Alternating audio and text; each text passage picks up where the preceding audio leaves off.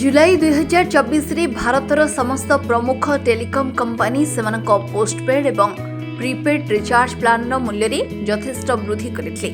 रिलायंस जियो, Airtel एवं Vodafone idea निजर प्राय समस्त रिचार्ज प्लान मूल्य प्राय 20 रु 30% वृद्धि करिसंती।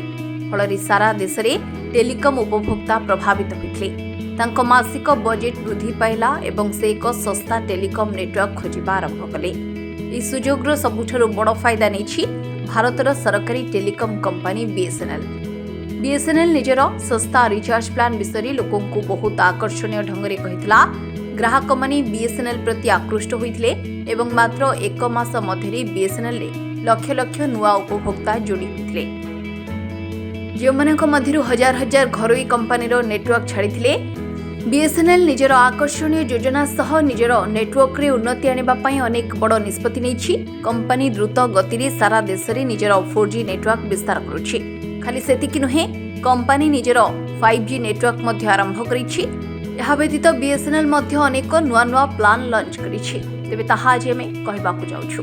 बीएसएनएल रो एही प्लान नो मूल्य 997 टंका रहिछि। एही प्लान नो वैधता 160 दिन रहिछि। एथिरे यूजर्स को प्रतिदिन 2GB डाटा मिलुछि, अर्थात यूजर्स को मोट 320GB डाटा मिलिबो। यह व्यतीत एही प्लान ने अनलिमिटेड कॉलिंग एवं 100 SMS सुविधा मध्य मिलिबो, अर्थात बीएसएनएल उपभोक्ता माने एही प्लान जरिए दैनिक मात्र 6 टंका 23 पैसा खर्च करी 2GB इंटरनेट डाटा, 100 SMS एवं अनलिमिटेड वॉइस कॉलिंग रो सुविधा पाई परिबे। एही प्लान जरिए यूजर्स को Hardy games, Challenger Arena games एवं गेमियम रो मागणा access, Wow entertainment, Jio music एवं बीएसएनएल ट्यून रो मागणा सब्सक्रिप्शन मिलिबो। Bureau report, rcn Odia.